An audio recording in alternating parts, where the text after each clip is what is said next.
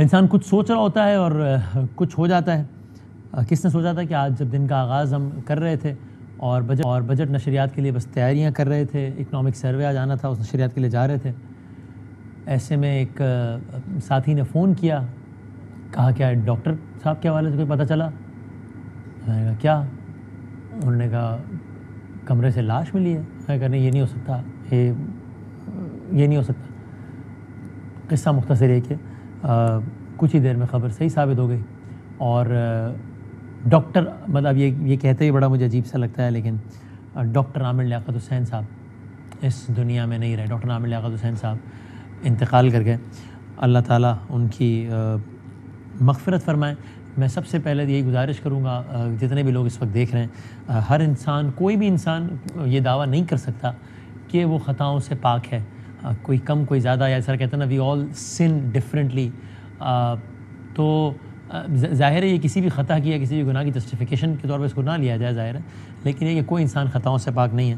لیکن یہ وہ موقع ہے, یہ وہ لمحہ ہے, یہ وہ مرحلہ ہے کہ جب مجھے لگتا ہے کہ ہم سب کو چاہیے کہ اگر کسی کو بھی کسی بھی بات سے یا کسی بھی ایکشن سے اگر کسی کی دل آزاری ہوئی ہے ان کی, تو وہ ان کو صدق دل سے معاف فرمائے اور یہ دعا کرے کہ اللہ تعالیٰ ان کی آگے کی منزلیں, جناب ڈاکٹر عامر لیاقت حسین صاحب کی آگے کی منزلیں اللہ تعالیٰ بہت آسان کر دے انشاءاللہ.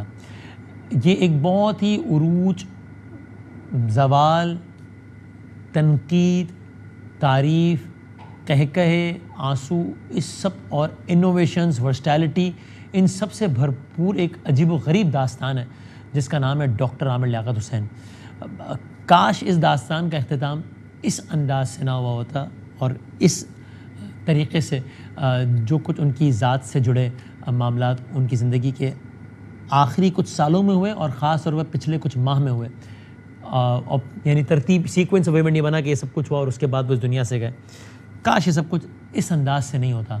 یہاں یہ سب کہنے کا مقصد قطعی طور پہ یہ نہیں ہے کہ مطلب کوئی, جس طرح میں نے کہا کوئی کون انسان ہے جو خطاؤں سے پاک ہے. تو بہت حوالوں سے میری رائے مختلف تھی, مجھے اختلاف تھا, میں نے اختلاف کا اظہار کیا, ان سے جب ملتا تھا تب تو بہت کھل کے کرتا تھا, لیکن ٹیلی ویژن پہ بھی کیا.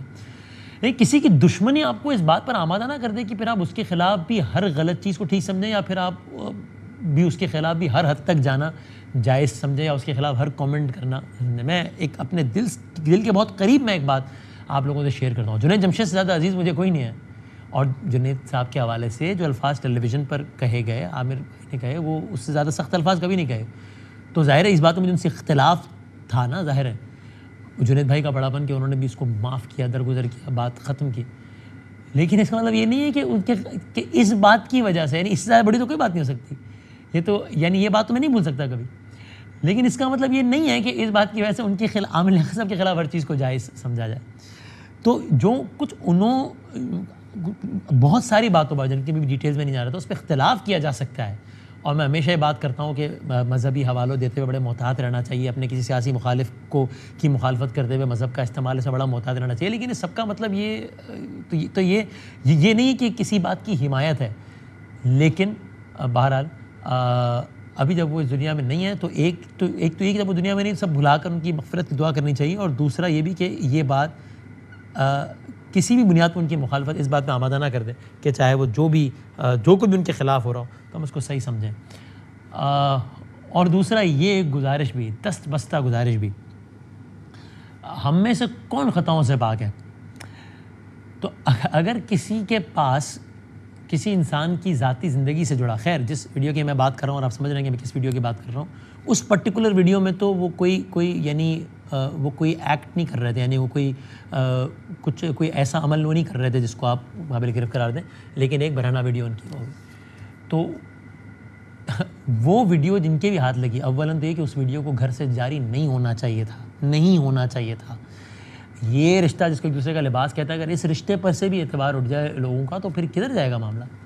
جاری نہیں ہونا چاہیے تھا. اور اس کے بعد جس کی بھی ہاتھ لگی, یہ سوچ کے کہ یہ بہت فارورڈ ہوگی, اس پہ بہت ویوز آئیں گے, اس پہ بہت لائکس آئیں گے, اس ویڈیو نے ایک آدمی کو جو کہ پہلے ہی بہت ذہنی تناؤ کا شکار تھا, اس کے تناؤ کو بالکل ڈفرینٹ لیول پہ لے گیا.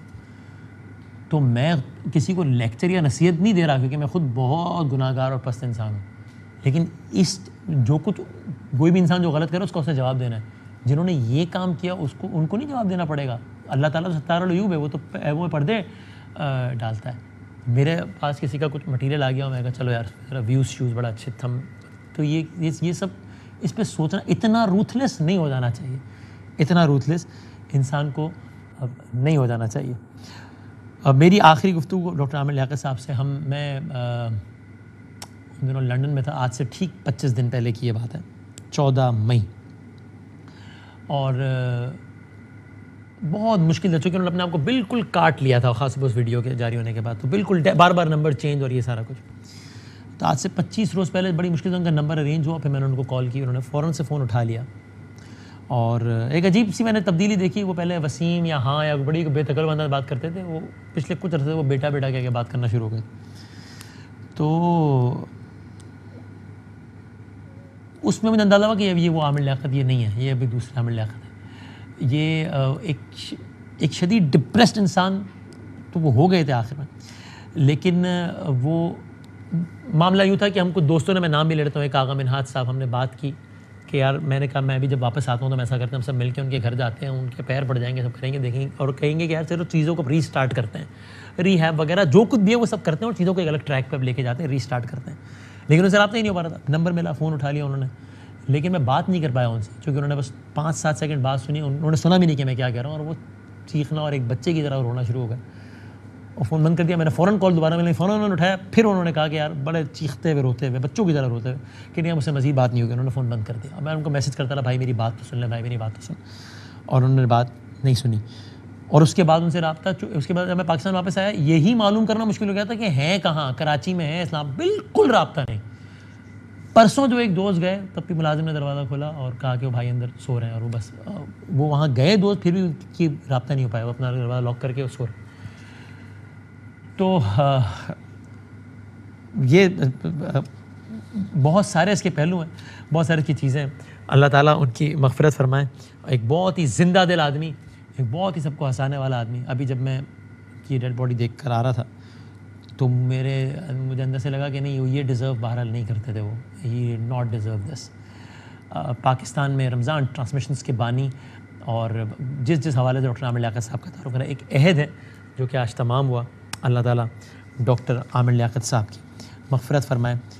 جس طرح میں نے کہا, ہم پاکستان میں رمضان ٹرانسمیشن کے بانی ڈاکٹر عامر لیاقت حسین, ARY ڈیجیٹل پر ہی سب سے پہلا شہر رمضان جو اس اسکیل کی جو رمضان نشریات ہے, پھر بعد میں سلسلہ سے آگے بڑھا, وہ ڈاکٹر عامر لیاقت حسین صاحب نے کی سب سے پہلے اس اسکیل پر رمضان نشریات. اہم ترین خبریں اب ایک کلک کی دوری پر, ہر لمحہ باخبر رہنے کے لیے سبسکرائب کریں ہمارا YouTube چینل. اپنے موبائل فون سے ملکی اور بین الاقوامی اہم خبروں تک رسائی کے لیے ڈاؤن لوڈ کیجیے موبائل ایپ. باموثوق ذرائع سے مصدقہ خبروں, تجزیوں اور تبصروں سے مستفید ہونے کے لیے وزٹ کیجیے پاکستان کی سب سے بڑی نیوز ویب سائٹ.